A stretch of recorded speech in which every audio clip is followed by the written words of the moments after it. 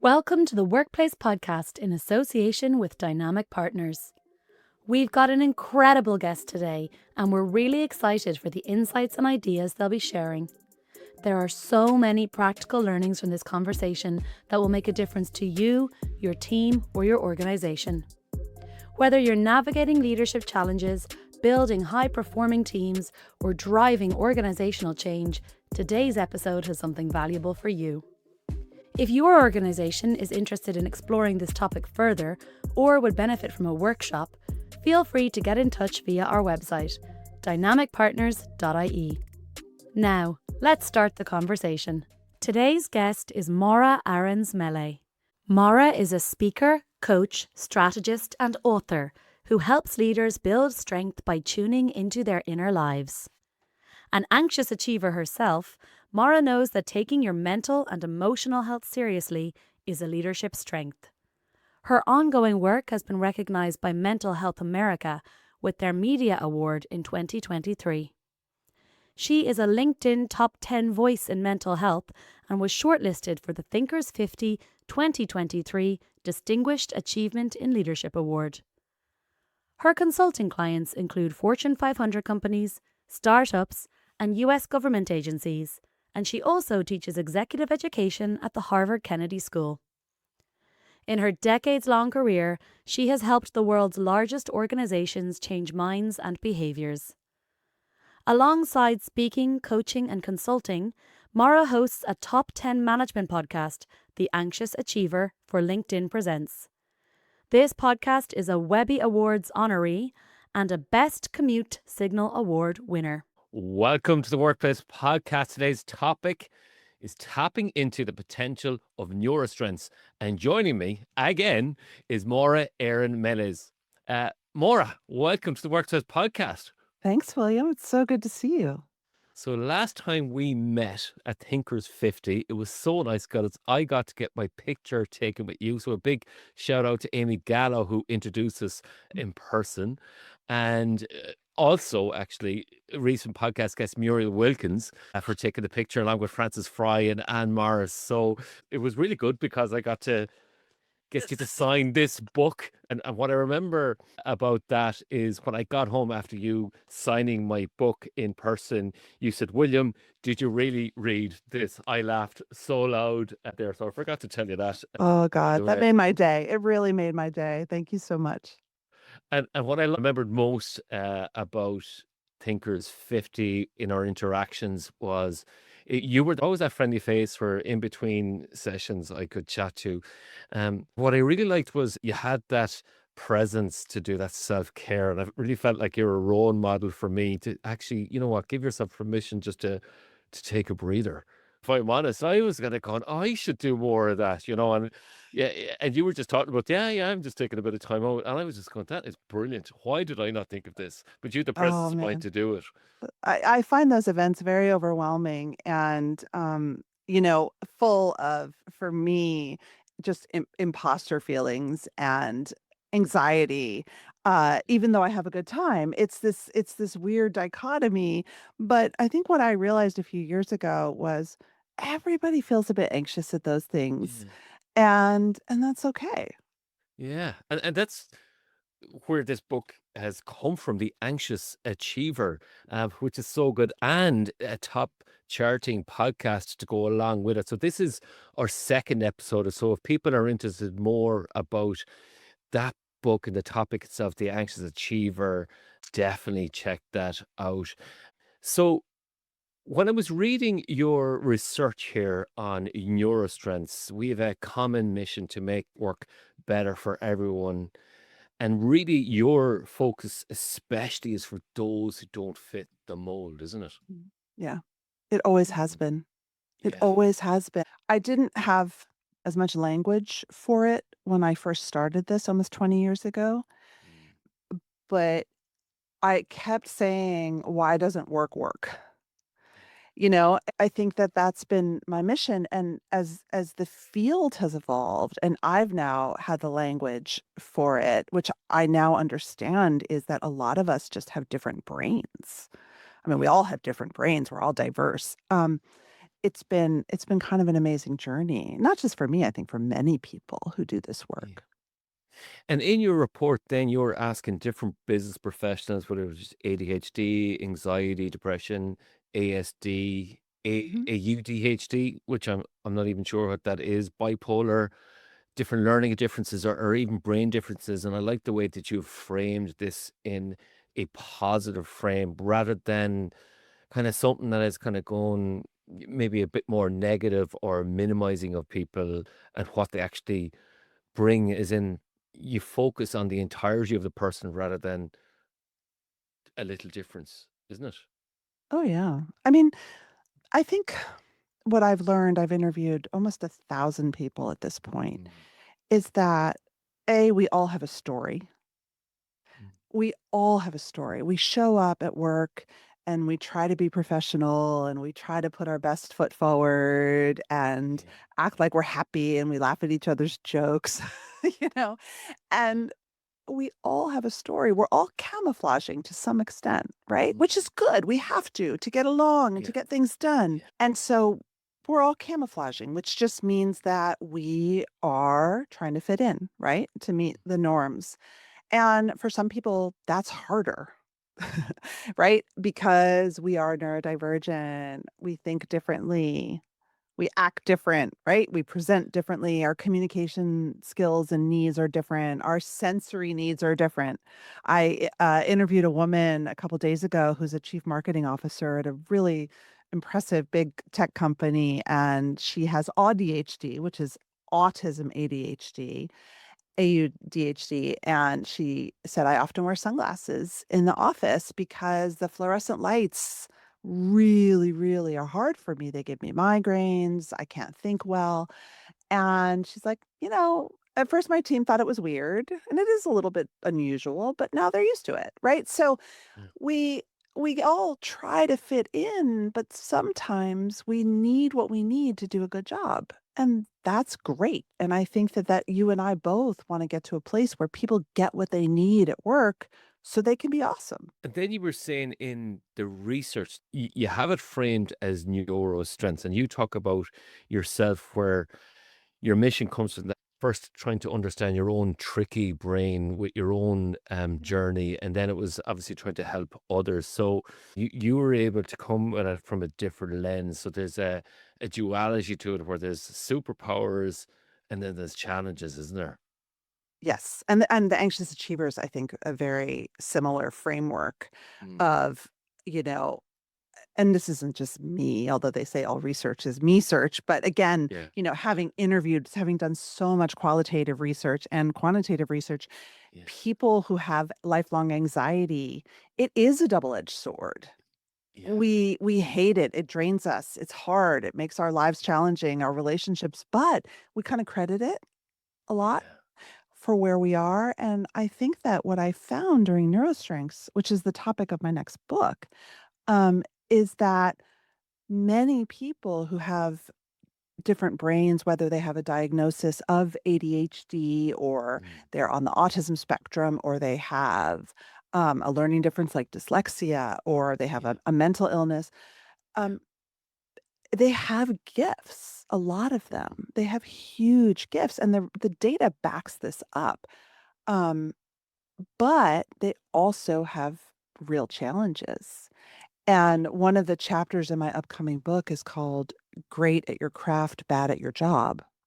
yeah, Because so many of the people I've interviewed, and this was true in school too, they're really smart. They're really mm, good at what they're good at, but they have what's called a spiky profile of abilities, and they really yeah. struggle with things that other people might find not a big deal, like sitting still or answering their emails. So just with that then, because you talked about, your own journey there, and even at the start of the podcast, Thinkers 50, where, I was feeling that you were feeling that imposter. Do I feel I belong here and all that?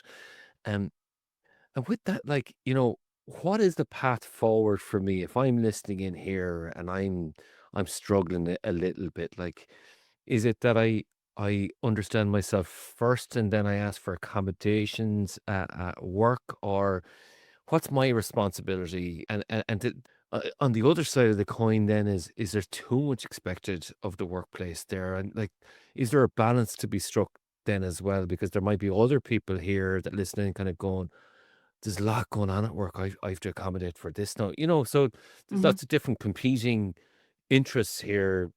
But I think where your common point is if people's needs are met, they're going to thrive, isn't it? Yeah, 100%. Mm, Um, listen, if you're listening to this podcast yeah, and you relate to what I'm saying, you feel like, "Oh man, I have a tricky brain." Maybe you have a diagnosis, maybe it's just a suspicion. If you're listening to this podcast, you are an ambitious person who likes their career, hopefully, or wants to find a career that they like, right? You're driven, you're career identified, right? We would say. Okay, great. So, what do you need to lean into your strengths, minimize your challenges, and be amazing?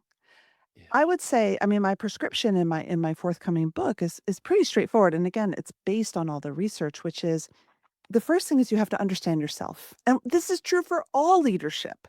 You have to understand yourself. You have to be self-aware and you have to really identify your strengths. It's a strengths-based perspective.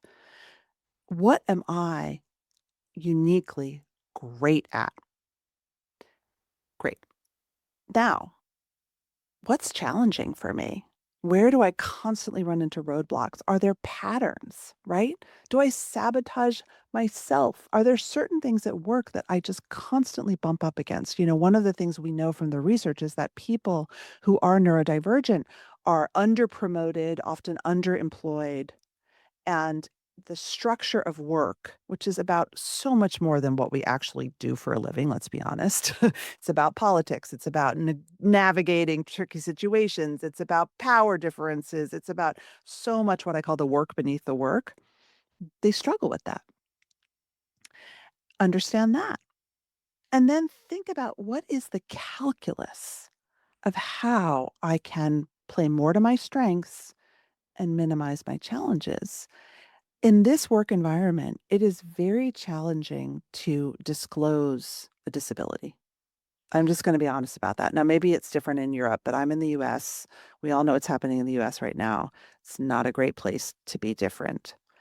And only 10% of people in my study had formally disclosed a disability or a need for accommodation. About a third had like informally, right? So that might be telling your team, like, I have ADHD. And so maybe it's hard for me to do X, Y, and Z. I'm not going to go out there and tell you that you need to say to your boss, I have this, I need this. That's how it has to be. Because unfortunately, the world is not just or fair, and the world is biased and stigmatizing and stereotyping. So that's where it's a little bit of a dance. And in my book and in my research, I really help people figure out how to get what they need without losing power or status. That is really the key. So just on that, then you talked about doing the dance. Then so there's some managers might be listening in here, and they really want to help a team member, and they feel like the team member is playing to their strengths, but the other stuff that they find challenging is actually critical to the role. Then, and That's right. they're like leaving it to the other team members to do that, and it's causing frustration in the team. And this is what stuff that I suppose I've experienced in teams and during my coaching then. And then you talked about that, how people sabotage themselves as well. So if I'm a manager struggling with a team member, I probably have my doubts there, and they don't feel safe enough to do that, and that might be a privacy thing as well. Okay, Yeah. because if they mightn't feel safe or whatever. Like, how do I help someone that's maybe it's causing tension in the team where they're that critical part of their job, it's not happening, and I'm like, okay, what's the workaround here?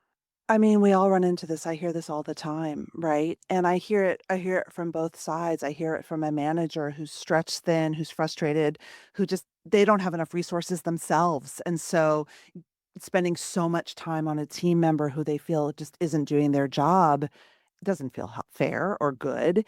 But of course, the team member who, quote, isn't doing their job, they don't feel good either, right? Mm. They feel awful. It's not their fault. And so it's really, really tricky.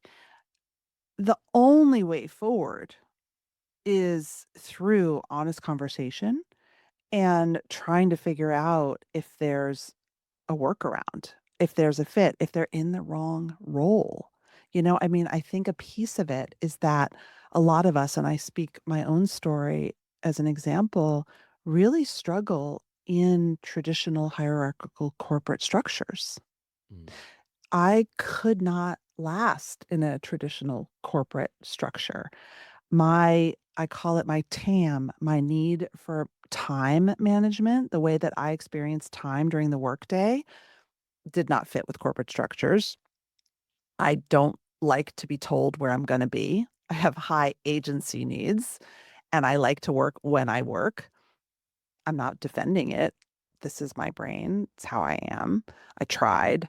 My need for autonomy is very high, and this is often true among a lot of neurodivergent people, although it's true for all of us. We like to feel that we have agency over our decisions.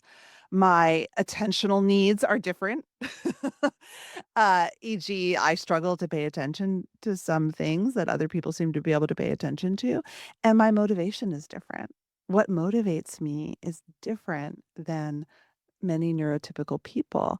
And so I had to figure out I want to be a chief marketing officer in a big corporation, but I don't think I'm going to be able to stick it out. I want too much flexibility. I don't like office politics. And I went to work for myself 20 years ago and never looked back. On the other hand, I have a lot of people in my survey and in my research who do work very happily in Yeah. organizations. Yeah. They figure it out. They figure it out. And if they constantly, I had a client once who just was not on top of his email and it was driving, he had ADHD, he was driving everybody just bananas. He had to figure it out because it was an email based culture.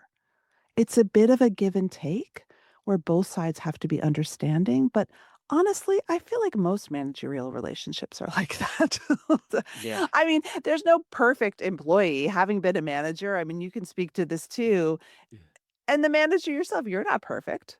What if you Yeah. have ADHD, right? Yeah. And so I think we have to get to a place where we can say, how much are we willing to give? How much can we change? And if we can't make this work, is there another role that we can find? So you talked then about, the isolation and stigma and emotional exhaustion on people then, as well as like a career impact there. And just with that is this really is a hidden struggle going on sometimes for a lot of people that people actually don't realize they're missing out on wage rises, promotions, opportunities. Um, and their strengths really are being played too as well. Because sometimes there's misassumptions where they can't read a room, where actually they probably can read a room better than most people, or they might be able to focus on something. But I know for you for a fact can hyper focus, even though you said Yeah, you it's can't. just different. Exactly, exactly. So a lot of it is to do with education, isn't it? And it's educating ourselves to say, listen, what are my needs right now? It's about that self-awareness then as well, but knowing then where you need to dial up then when 100%. If this conversation has you thinking about getting better at conflict in your team, now is a good time to act on it. Resolution intelligence helps leaders bend the arc of conflict toward healthy resolution, navigating challenges with confidence and saving time, money, and relationships. Visit resolution-intelligence.com to get your personal resolution intelligence report and take the first step. Which is a classic leadership, right? That's why we get coaching, right? None of us is born perfectly able to take on all the many elements of a job, right? A leadership role or a big role, it's a bit like a stew. There's many different ingredients, right? And some we're very strong on and some we're weaker on and we need help. But I think the thing that's really, really fascinating to me is that a lot of the people, and listen, I just want to be clear here. I work with people who are very high functioning, right? Their Yeah. disabilities are there, but they are not profound. So that's very important. This is not typical always of a disabled population, but there are so many of us out there.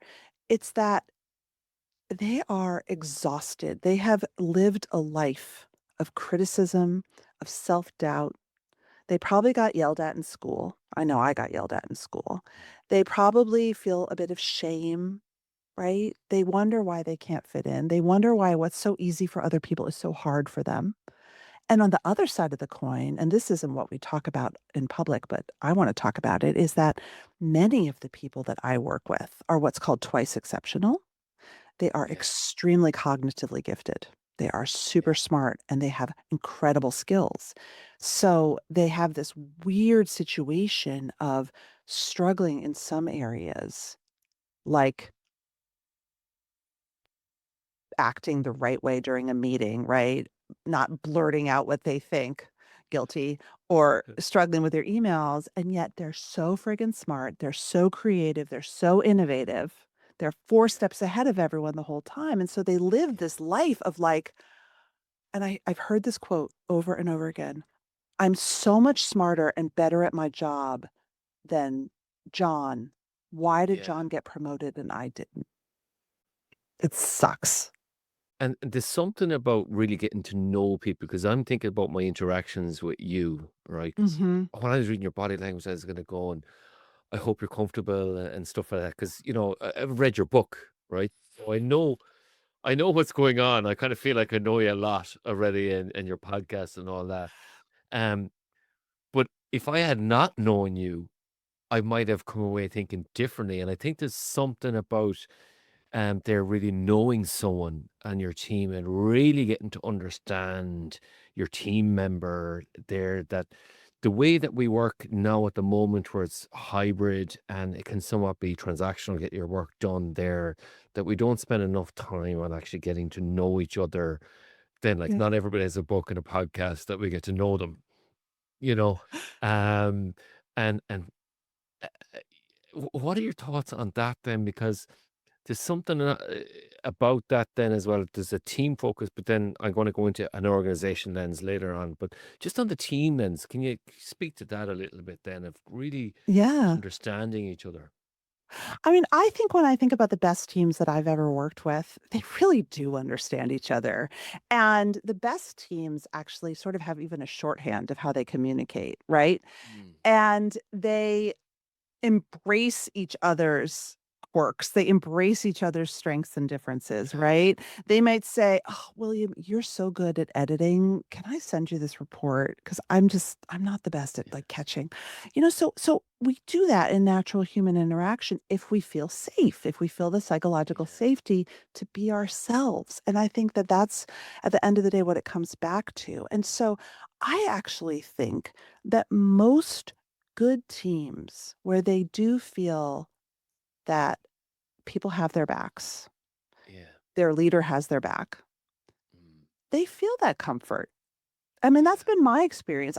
I've been on teams. Oh my gosh. I mean, I've been on teams where everybody has disclosed, and this may be inappropriate, but has disclosed what kind of antidepressant they're on at a retreat, just in a fun conversation. I'm like, great. I mean, we were yeah, all on something. Uh, So I think that oftentimes that can happen. However, there are lots of teams where everyone is like rigid and scared of their shadow because the stakes are so high because it's not a safe culture, it's a toxic culture. And in that case, the work is much harder. And yeah. honestly, that's not a safe place to be yourself. And Mm. we know this from the research. It's not a safe place to be yourself, no matter what your difference is. What I want, obviously, is a world in which we are more comfortable being ourselves. And that starts with feeling less of a need to hide who we are. The funny thing about neurodivergence, at least in the US, and I think in the UK, certainly I don't know about Ireland, is that it really has exploded. I read that there were more Google searches for neurodivergent than there were for Taylor Swift. Wow. There's such a need in the culture for people to understand why things are hard for them, why their emotions are so strong, all of the things, why they're so good at certain things. I actually have hope that this will change more than accepting other forms of difference, honestly, will. I do feel very hopeful, having been in the women's movement for 30 years. Geez, those numbers aren't advancing. Um, but I think that there's something about the prevalence of Mm. thinking differently and having brain differences, that makes me feel hopeful for accepting it. Where I think we are in this is it's a bit like there's so much information coming at us now, So right? much. And it takes time to digest, and people are overwhelmed, and it's the complexity of it. And it's a bit like me at the start. I didn't know what autism ADHD was. I was like, oh, that's new. I don't mind. I saw the report, but I skipped that as I must come back and research that, but I didn't. And that's what goes on for people is like there's so much going on in my own life if I'm the sandwich generation and Mhm. I'm worried about mortgage and stuff like that, and there's resource constraints, and it's like, oh, I know I now have to contend with this, whether it's understanding myself or understanding my team member. And I think there's a lot going on. And I think once we get a shared language, as you were saying, like 20 years ago, we didn't have the language. Once we have that language and understanding, then I think there's going to be a convergence then to say, listen, we need to align in a way that's more beneficial for everybody, for society. It does start in teams, it does start in organizations. Is how do we create that safe community? I mean, it starts one-on-one. I guess what I would say is that I get it. We're all overwhelmed. We're just trying to keep our head on straight. But is what we've been doing really working that well? No. When you look at the lack of engagement, at people's disconnection, at how burnt out everybody is, at, the fact that most managers feel so full of stress and dread that many of them have stomach aches constantly and GI symptoms and they can't sleep and stress is through the roof. I want to be like, okay, great. Let's keep doing what we're doing. Let's keep not talking about things or designing work to fit or being understanding. How's that working out for us? Because I don't think we're in very good shape as a society, as work cultures. We have to do things a different way. If we just keep stuffing it all down, we will literally all make ourselves sick. And this is where you talk about the research then about conflict, emotional regulation. And I do a lot of work with conflict in high performance teams. And Mm. obviously I'm a mediator as well. And with that, within that, then I think is that piece of what's a workable solution that we can both live with, that one-to-one piece first. So you may not be aware of this, but myself and Luke, my partner in business, we have resolution intelligence, which is a framework to help people navigate conflict. We're bending the arc of conflict towards resolution. And it's really about creating that space here. This is what I like about this then. It's like we've the people orientation, the process orientation, and the progress. What are the results that we need to get? Mhm. And within that framework, I think there is space then to say, listen, how do we collaborate? How do we accommodate? What are the solutions to fix for there? These are all the different resolution styles that we have. And it's about that negotiation to say, listen, what's the optimal outcome? And I think a lot of people do not use the full range of those resolution styles there to say, listen, let's talk about the conflict. Let's talk about my frustrations and the team member and say, listen, what's the best way around this? And you were talking about that as it was maybe it's a process, maybe to change the role, or maybe we get somebody in and somebody does a half job somewhere else where they're playing to the strengths all the time. Well, let's talk it through because I actually, gosh, I Yeah, should put. I've been looking for a solution for chapter 9, which is how yeah, to ask for you want and get it without losing yeah, power or status. Maybe I should borrow, I'll quote you, of course, your framework because yeah, let's talk it through. So let's use the example of you yeah, don't answer your emails. So yeah, you're my boss. I'm me who has yeah, maybe I have ADHD yeah, and I'm really, really behind on email. And everybody is frustrated with me. They feel like they Yeah. can't trust me. They don't know if I'm paying attention. They don't know if I'm following Mm, through. But I'm excellent at what I do. yeah. So I'm going to quote a different podcast guest. So let's go back to Amy, our friend Amy Gallo, Oh, the best Amy right? Gallo, right? Okay, so and brilliant book, Getting Along. And one of the things that I just recorded a podcast with her actually, Okay. and that's coming soon, right? Or actually, by the time this comes out, it's already out there. So tune into that, and we talk about workplace conflict, and we every time we meet, we talk about this thing of cleaning up your side of the street. Mhm. What is it? What's the trigger in it for me? What do I need to get reassurance on first so I can tame my own feelings? And this is where I often say to people, behind every complaint is a hidden desire. There's a hidden need there. And once you can name the need, you can actually calm down a little bit. So when I do mediations, I'm really trying to figure out what's behind the complaint. Is it acknowledgement? Is it a sense of belonging that you're looking for, or whatever? And that's my other segue then into another podcast guest called Zach Mercurio. Brilliant guy, Mm. brilliant framework. And he is the NAN model, that people have a need to be noticed, that acknowledgement and recognition piece. Then it's affirmed. Am I doing something that really adds value to the team? I'm like, and then it's needed. Like, if I wasn't here, would it be noticed? So that NAN model really, that I thought that was wonderful. So within let's go to the emails then. Is obviously, we know with feedback, we don't do it in front of a team if people have that fear of rejection that's going on. It's about creating that environment to say, listen, I think you're a really valuable member of our team, and it's framing it in the say, listen, what do you think yourself? Where do you think you're doing well? And just within that then is that coaching approach, I think, really works well because people know, They you know. know. They feel terrible. Yeah, and that goes back to another podcast guest, Amy Edmondson, is here's the goal. You don't avoid it. You go, here's the goal, and it's about having a psychological safety. Say, listen, what what what is it that's going on here? And it's about understanding it. What is it, a basic, complex, or intelligent failure that's going on? Yeah. Okay. And sometimes it could be different contributing factors, where it's complex, it's a risk that you took if it's intelligent, or some things you're not doing some basic things. So let's go through that, and what's getting in the way of that, and what are the workarounds there.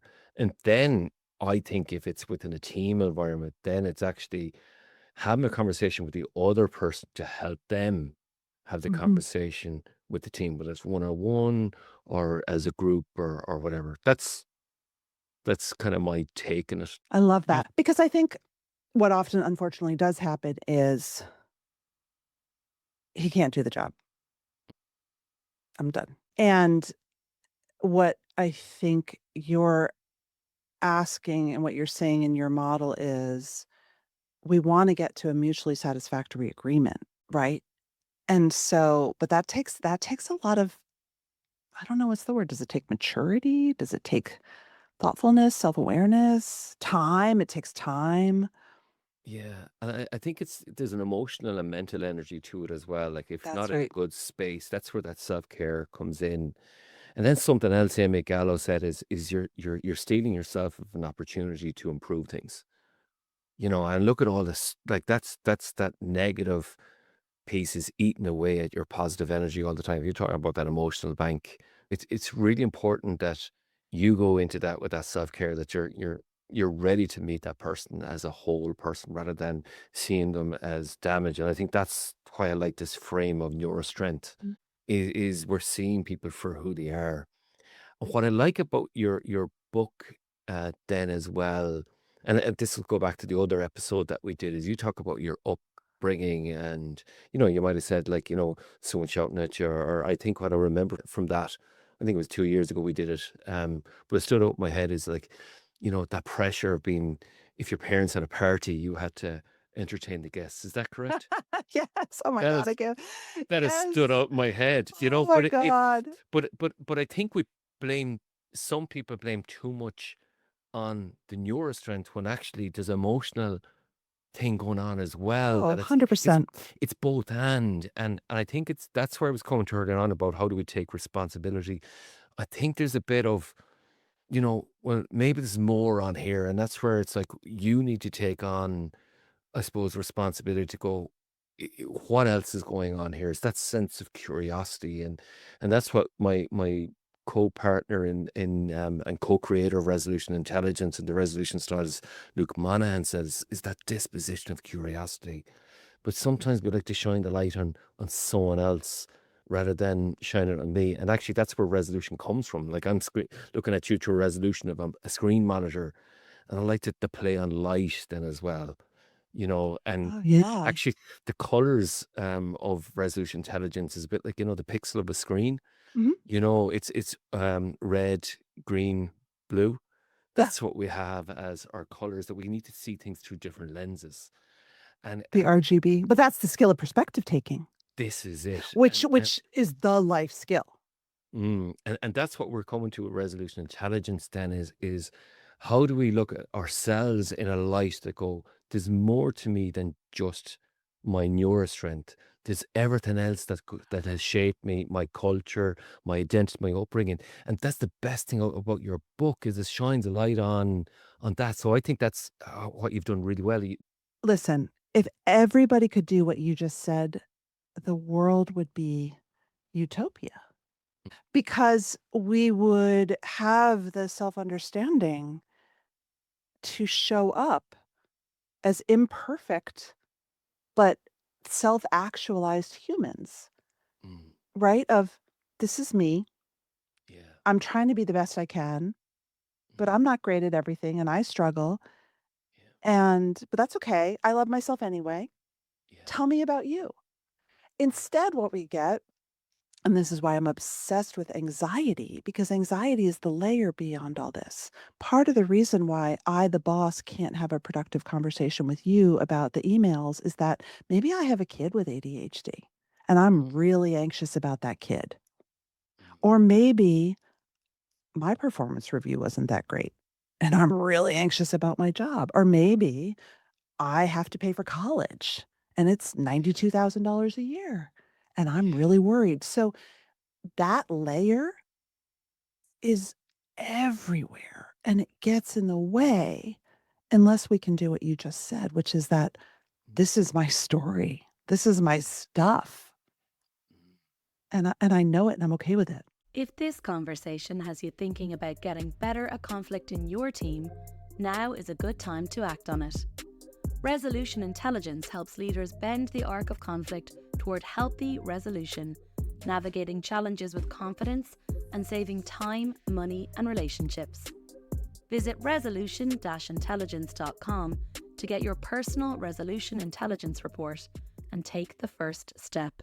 And that's that aspect of leadership then is I think what I've learned about leadership is not just a title or a position, it's a behavior, Yeah. And when you think about leadership, then I see in conflicts in the workplace where my team's performance is a direct reflection of me, and then I over identify with it, and then I over react or over emotional to it. And rather than, you know, as Carol Kaufman, who was on the podcast again, she talks about leaning in and Mhm. leaning out. And I do think there's that coaching piece there to say, listen, allow me to understand there, because what's going on, because it's that basic trust that needs to go on. Is, do I trust this person?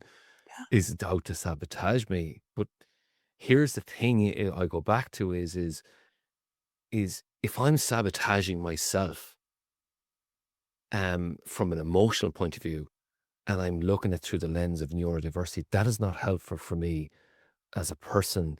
And I think it's the wisdom to know the difference. There's the nuance there, and I think that's what Yeah. your work is really shining a light on there. So this is what the podcast is all about. Like, I only have my framework of resolution intelligence, how to do it, but there's so many different contexts and different ways of looking at it, and I don't have the superpowers that you have. I have my own gifts, but you see it through a lens where it's really important for all of society to understand different people's perspectives. Um, and this is where, I was at the I'm naming all my podcasts now, Karthik Ramana, about the age of Oh, yeah. outrage. It's polarization is Oh, going yeah. on, is that we need to have some shared perspectives to say, actually, we're focused on doing this together.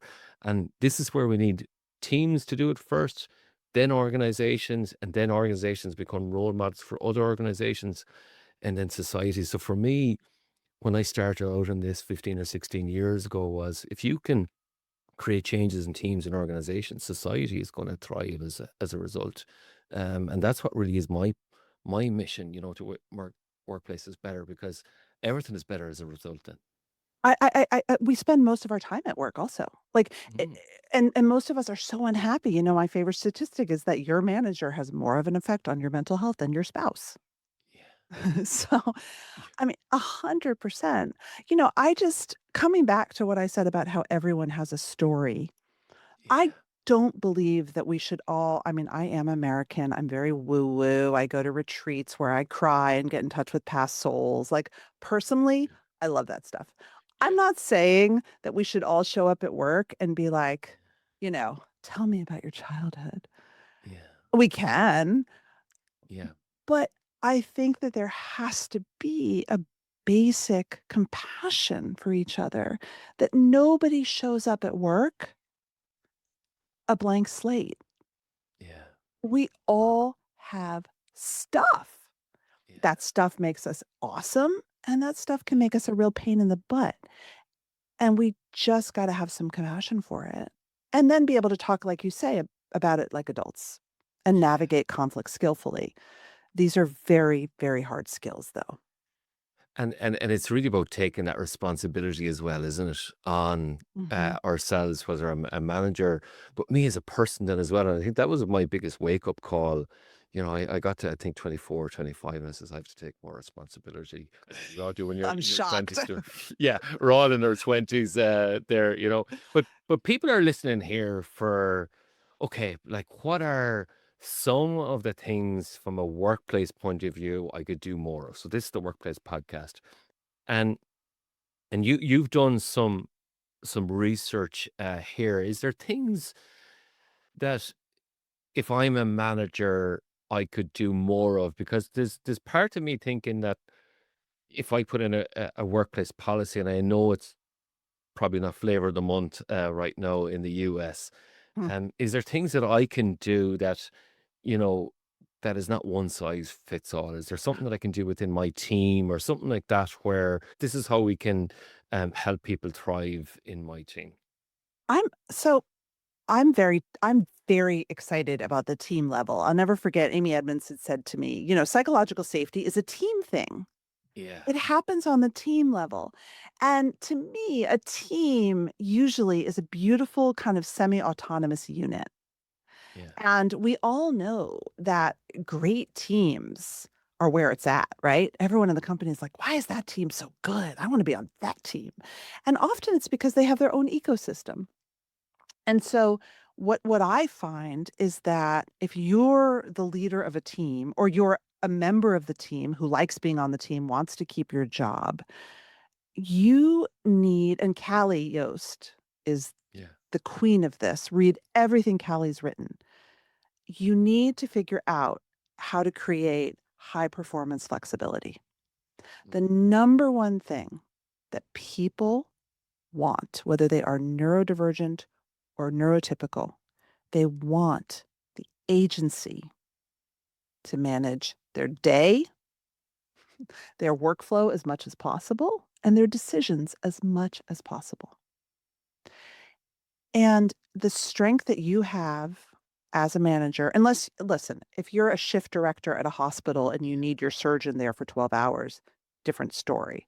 But if you're most knowledge workers, certainly these days, is when, how, and where can you work the best? That's okay with me as long as you get your work done. I mean, that's what Callie would say.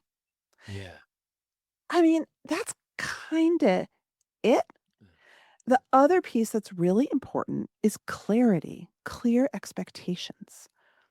We forget because of our own neuro makeup and our management styles that maybe what we're communicating is not what the other person hears. Mm. And this is where the disconnect happens too. Yeah. I want that done ASAP. And, like Jim's kind of a big thinker. So it should be kind of like a big thinker presentation. Like that is a typical direction that I would give to someone on my team because that's how I think. And then you're sitting there, especially if you're like on the spectrum or whatever your neuroprofile, and you're like, what? What did she just tell me? And then you're anxious and then you're stressed out and then you don't know what to do. And so clarity. Mm.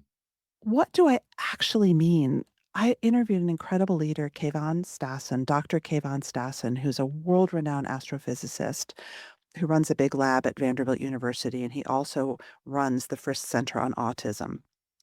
And he specializes in hiring and developing, especially autistic talent in the field of space science, but the hard sciences in general. And the biggest aha he said to me was, we just had to try to say what we meant. Like, we don't say what we mean. We use euphemisms. We make jokes. We have our little shorthand. We're unclear because we don't know. We haven't taken the time to think it through. Clarity. So flexibility, agency, and clarity. Honestly, if you can nail that, like everyone's going to be happier. I might add one to that, but Yeah, please. before I do, I've recorded 2 podcasts with our wonderful friend that we have in common, Callie Yost. Oh, she's my mentor. We're co-mentors. We're mentoring each other. No. There we go. Announced on the podcast. Sorry, Callie, maybe I'm making that public now. But yeah, we're helping each other out. But this is another thing that when you talked about the clarity, then is consistency. Then Oh, you're right. I forgot that. yeah. 100%. So sometimes people will do it, and then it's a short term, and then it's like, oh, we're back here again. And I think that's the big thing is how do we solve for consistency? Like, what are your thoughts on that? Because you're the expert on from a neurodiversity point of view. Like for me, I would suggest maybe I'm not completely neurotypical. I don't think anyone is. I have my doubts. But for me, it's about habit and Oh structure my God, and yeah. and discipline. And I think some people feel like there's a mismatch there. But when I saw you at Thinkers 50, you were disciplined enough to step out and gather yourself and have I that love presence of mind to do that, but maybe you're consistent anyways. But for other people who may not be consistent, like our managers who's struggling with someone who's consistent, like what advice would you give them?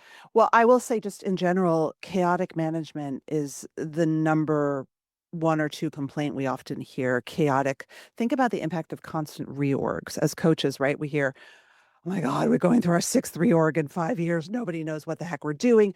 We as humans, we don't like uncertainty. That makes us anxious. Chaos makes us anxious. And so, yes, 100%. As a manager, the more consistent you can be, even if it's chaos above you, is really important. So thank you. I forgot that one. Mm. But I will tell you the funny thing about neurostrengths is I hate consistency and I am very happy in chaos. I'm bipolar. Mm. And I my brain is a little bit like a puppy on a good day when I'm feeling up. My brain's a little bit like a puppy. It's like, what are we going to do now? Oh, that's so exciting. Oh, I'm going to go over there. Oh no, wait, I'm going to go over there. Like I literally I can handle chaos. I love it. I hate doing the same thing every day. I crave novelty. I have worked with people. I had a colleague for many years on the spectrum, on the autism spectrum. I would drive her insane. I would drive her insane. She couldn't pin me down. I was so vague. I was all over the place. And we finally had a really funny conversation about it. It's like, Maura, you got to give me a list of what you want me to do. Mm. And I was like, oh, okay, I could do that. So I think I hate to say it's a one size fits all, although I am a big fan of consistent management. I think it comes back to how do we work best? In my perfect world, we all take a work styles questionnaire. We all understand how we like to receive information, how we like to communicate information, the times of day that we like to work. There's all different kinds of examples on the internet. These are like basic foundational principles of the team ecosystem that Mm. can really help us get along, as Amy would say, um, in the manner that suits our brain, while also having norms, because we got to have norms. It can't be total free for all. Yeah. Um, that's what I think. So just on that then consistency sense. So say for example, I'm supposed to be doing something consistently for my team. Hmm. And sometimes I do it and sometimes I don't there. So that's like if we were to workshop that then is I go into my work styles there and then what I would do is I say, okay, this is it. But how do I once I have the understanding that doesn't solve for consistency though? No, it doesn't. That's your work. Yeah. I mean, that's Yeah. the thing, right? So I think, and I've done this obviously with my teams for years, is Mm. I'm bad at this. This is not how I roll, but I understand that you might need something different. So let's create a shared expectation and try to stick to it. Yeah. And if I don't stick to it, you can feel free to call me out. I've interviewed managers over the years who have variations of this. I mean, one of my favorite examples was a manager who she had a lot of anxiety. She got triggered by certain situations, and surprise bad news was a big anxiety trigger for her. Mm. It is for most of us. And she was so good. She said, when I would start work at a new job or with my team, I would say to them, I'm not good with surprise bad news. It sets me to a bad place. I'm not telling you to hide stuff from me because I need to know. But here's how I would love you to try to present to me when you have something that you need to deliver. Don't send me a text message. you know, Yeah. and I think it's okay to say things like that. Yeah. What about fear rejection? Because that appears a lot in conflict. Like I don't want to fall out with you. So I'm not going to hurt your feelings, and then I'm just going to hold back. But it's like that Kim Scott stuff that it's that we're not fully that candor enough with people. Okay, that radical candor. So that fear rejection, like how do I get over it, or how do I get help someone else overcome that fear of rejection? I mean, this to me is a really tough one. I was just talking with Tomas Chamorro Premitzik, who I know has had his stuff on candor. I I think we all lie to each other all the time. Mm, I have never seen a workplace, I know there are yeah, examples, that is candorful all the yeah, time. I think it's our human self-preservation, and it's safer often. I yeah, think the question is when you're in a relationship that you value and there's really a problem that needs to be addressed, can you have the courage to have that conversation? But you need to do it with care. Because again, we all have our stories. If I grew up in a household where I was publicly shamed all the time, yeah, that that is going to send me to a place. My husband is like, you could criticize my husband all day long. And he's amazing. It's his superpower. He'll be like, sorry, I'll do better. He just doesn't, it doesn't wound his soul. If you tell me that I did a bad job, it will wound my soul. I'm so sensitive. So I think part of our caring for each other is knowing that and then really investing in the skill to have difficult conversations anyway. But the truth is we all avoid the truth all day long and we lie like crazy to each other all day long.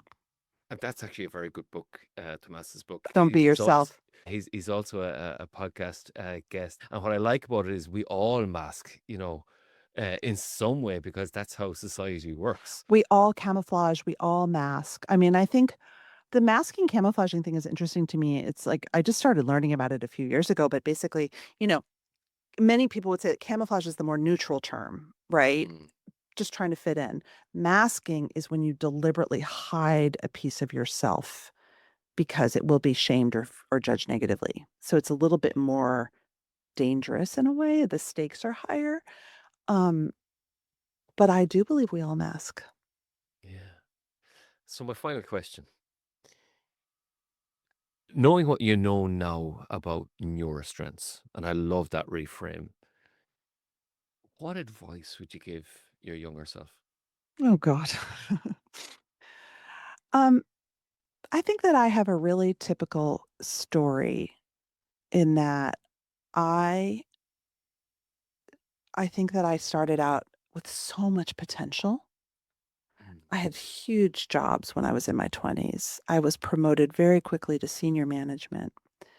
And my particular makeup, which I've written now 3 books about, I didn't have the skill set to handle it because of my neuro profile. Nobody understood that.